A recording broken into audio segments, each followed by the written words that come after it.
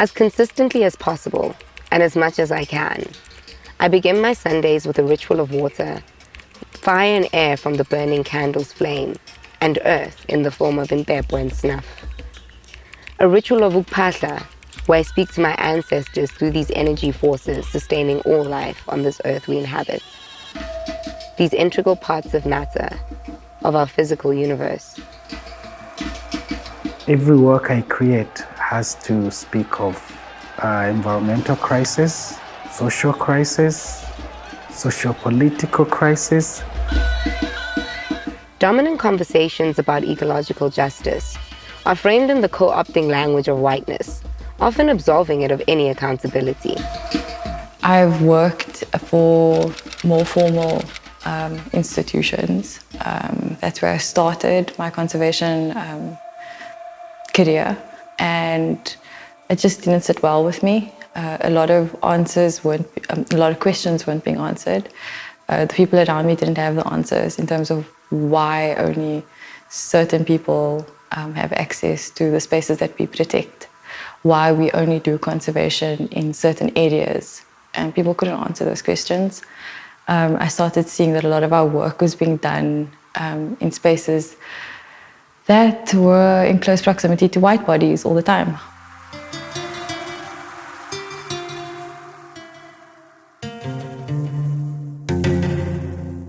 I'm very African to an extent that anything that affects the continent and the people,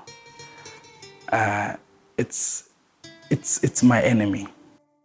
Since I don't have power to combat or to fight it in a physical form, I use my work to fight. In the same way that Africa's history didn't begin in 1884, with the Berlin Conference, colonialism, and whiteness, our histories and practices of ecological work are just as old as our indigenous cultures.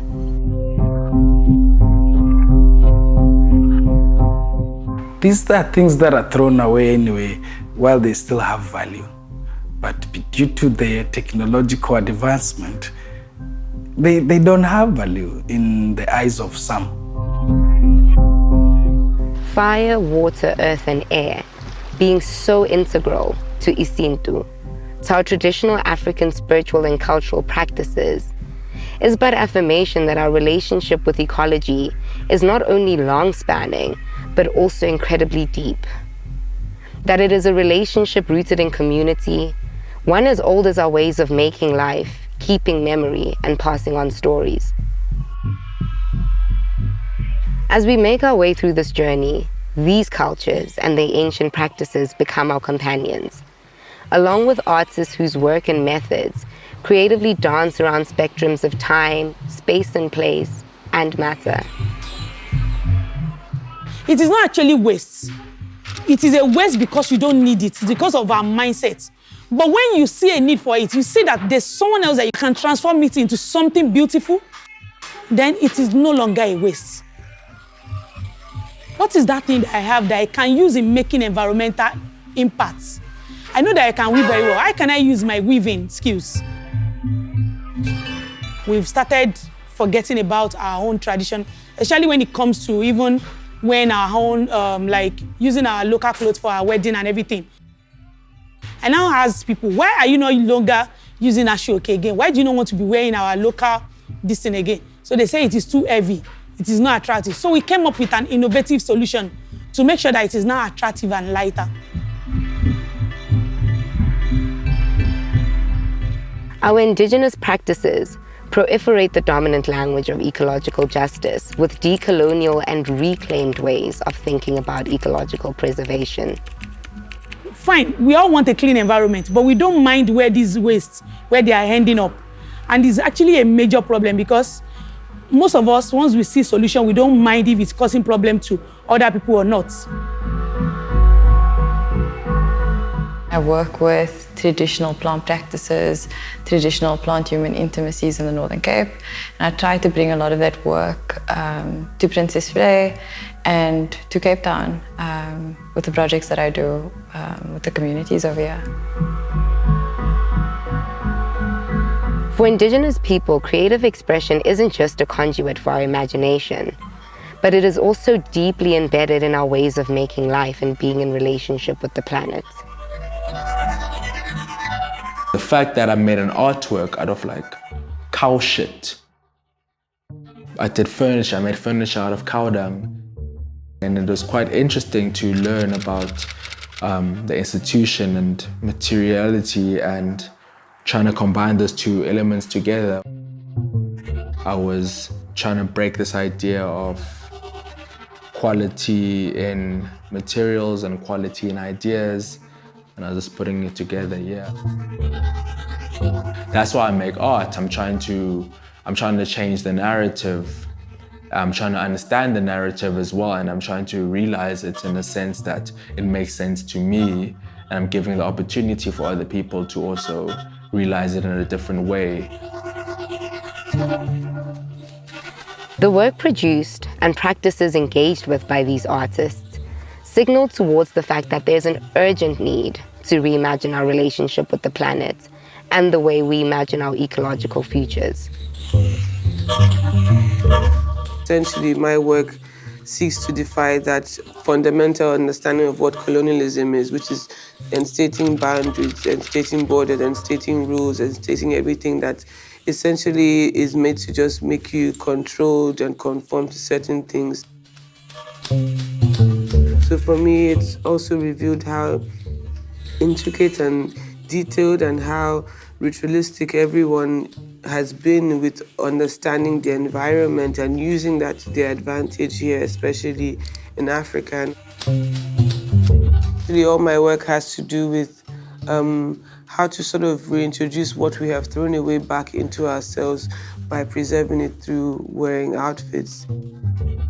And I guess that's also a lot of understanding with saving items, saving the land, saving the dried plants, saving the raffia, saving the bark of the tree, saving cotton, saving waste, saving plastic.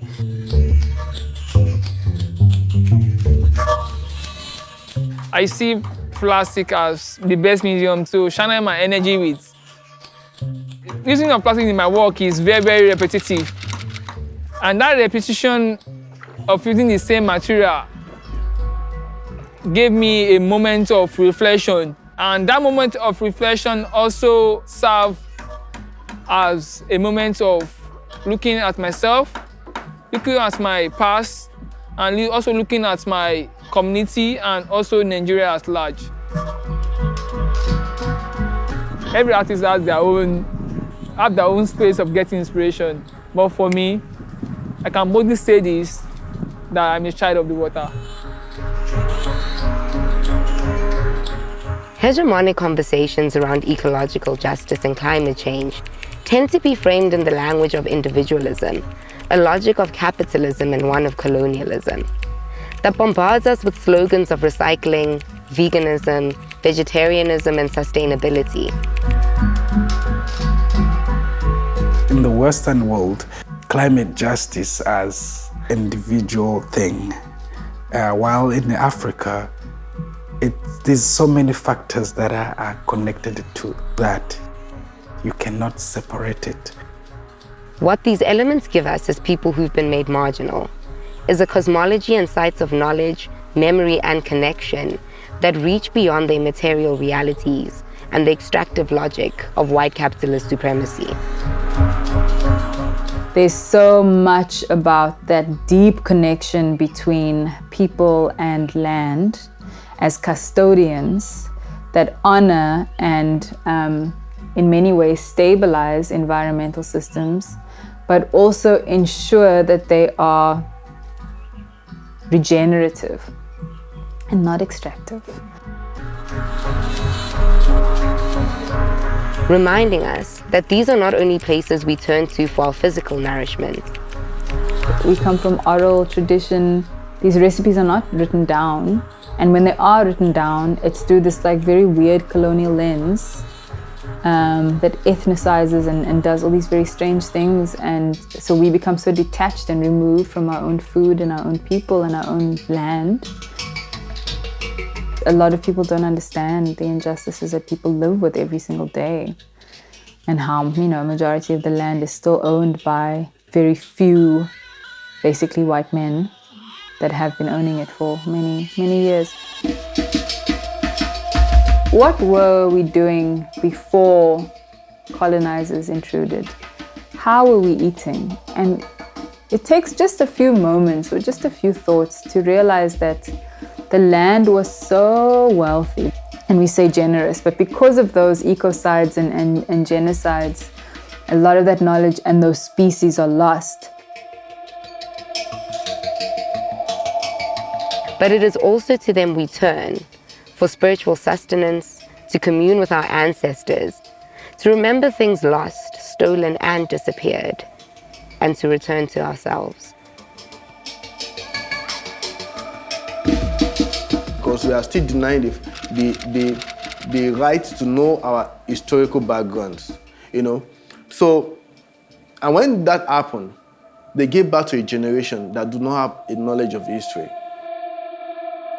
So until we begin to know our compass in the world, that this is our duty to do, the artist's job is not to depict the problem of society, but the motivations for those deeds. The world is changing, and waste is going to be a thing of the past. Same like carbon was a big thing back in the day, still is, shouldn't be, but we're getting somewhere, That's what I think about waste is going to be. It's going to be something of the past. Very soon our kids and our grandkids are going to be waste. There's nothing to be wasted. Our environments, this is where we breathe. Like whatever we throw into our environment, that is what it will throw back at us. And custodianship means to be a caregiver and a caretaker of land, and not to see yourself as separate from the land. So there's that kinship. And kinship between person and land means that you recognize a shared origin and a shared ancestry with land.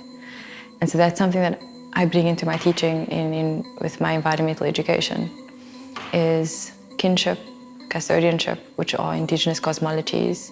Those are indigenous frameworks of how to be with the land. It was our call to try and do something better, try and find better solution to the current system. I do believe that if you give people the alternative and you actually empower them, you can do a lot. And if you do it in a sustainable way, you are looking for a perfect system, and that is all what Mondo for Africa is about, trying to bring sustainability into everyday's people's life.